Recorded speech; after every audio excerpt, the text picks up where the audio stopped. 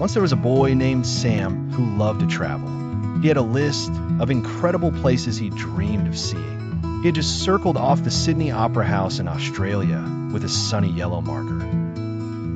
Next on his list, circled with a royal blue pen, were two majestic landmarks in the United Kingdom, Big Ben and Buckingham Palace. Sam's plane landed softly in London. It was cooler than his last few stops and smelled of rain, old books, and a faint hint of tea. He was met by a cheerful gentleman named Mr. Davies, who wore a smart hat and carried a sturdy umbrella, just in case. "Good day, Sam," Mr. Davies boomed, his voice warm and friendly. "Welcome to London. Are you ready to see some very famous British icons?" Sam nodded eagerly. He could hardly wait. They drove through busy streets filled with iconic red double-decker buses and black taxicabs. And then, standing tall and proud, Sam saw it.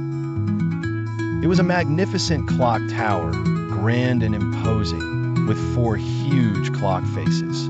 This was the famous Big Ben. It wasn't just a clock. It was like the heartbeat of London. "Wow," Sam breathed, his jaw dropping for the seventh time. "It looks like a giant, super important grandfather clock." Mr. Davies chuckled. "Indeed, Sam. Though actually, Big Ben is the name of the great bell inside the tower, not the tower itself. The tower's official name is Elizabeth Tower, but everyone calls it Big Ben because that bell strikes the hours so famously." Just then a deep bong echoed through the air. Sam jumped, delighted. He felt the vibration right through his shoes. After marveling at Big Ben, they hopped into a taxi. Next on his list was a very special house.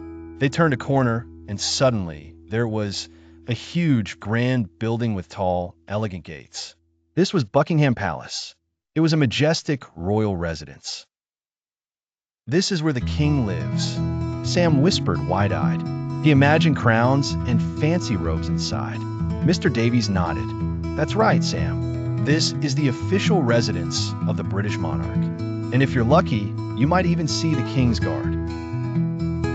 Just as he said that, Sam saw them. Soldiers in tall, fuzzy black hats and bright red coats stood perfectly still, guarding the palace. They looked like statues, so still and serious. Sam tried to make one of them blink, but they didn't even twitch. He giggled quietly.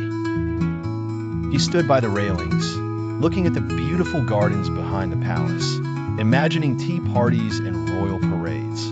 The whole place felt very grand and important, steeped in centuries of history.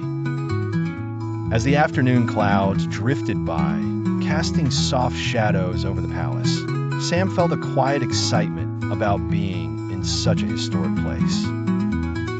He took plenty of pictures, trying to capture the grandeur of Big Ben and the regal air of Buckingham Palace. He even bought a little toy red bus and a miniature fuzzy hat as souvenirs. "What's next on your incredible list, Sam?" Mr. Davies asked as they waved goodbye to the stoic guards.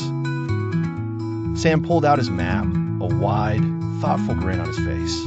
"Well, Mr. Davies," he announced, his finger landing on a new, iconic spot, "my map says the Statue of Liberty in the USA is waiting."